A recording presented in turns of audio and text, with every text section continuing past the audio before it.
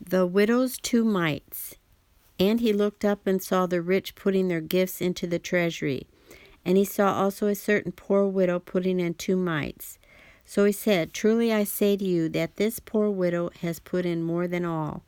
For all these out of their abundance have put in offerings for God, but she out of her poverty put in all the livelihood that she had. Jesus predicts the destruction of the temple.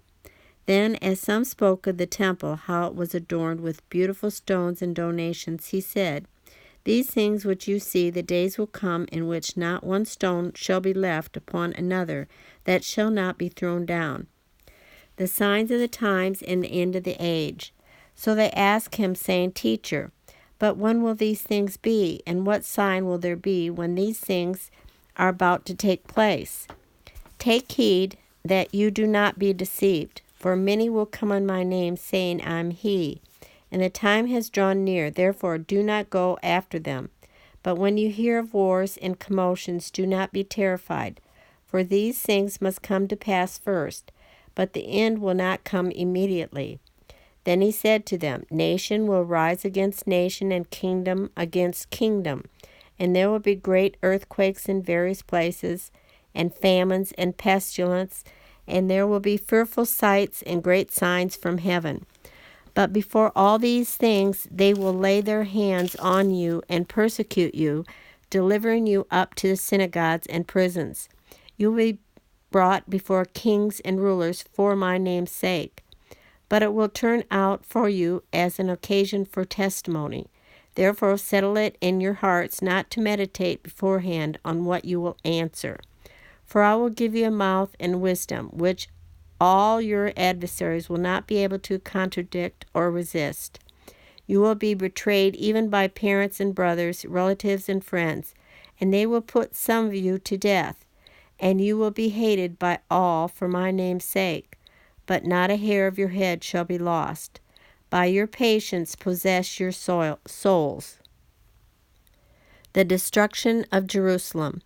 But when you see Jerusalem surrounded by armies, then know that its desolation is near. Then let those who are in Judea flee to the mountains. Let those who are in the midst of her depart, and let not those who are in the country enter her. For these are the days of vengeance, that all things which are written may be fulfilled.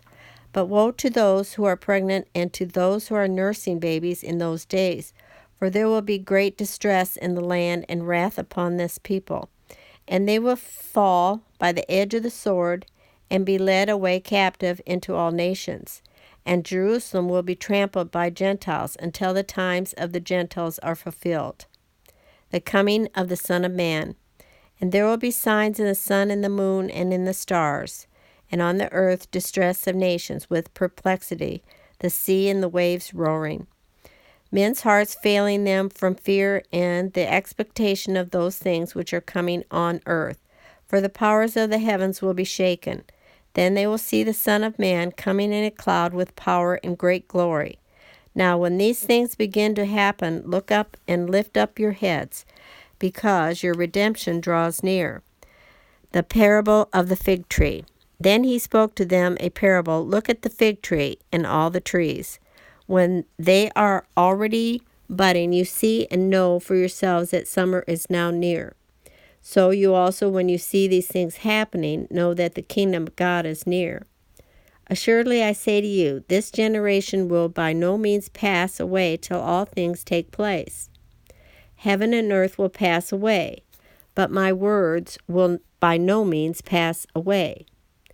The importance of watching.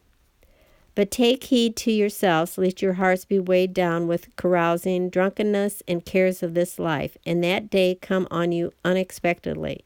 For it will come as a snare on all those who dwell on the face of the whole earth. Watch therefore and pray always, that you may be counted worthy to escape all these things that will come to pass, and to stand before the Son of Man. And in the daytime he was teaching in the temple, but at night he went out and stayed on the mountain called Olivet. Then early in the morning all the people came to him in the temple to hear him.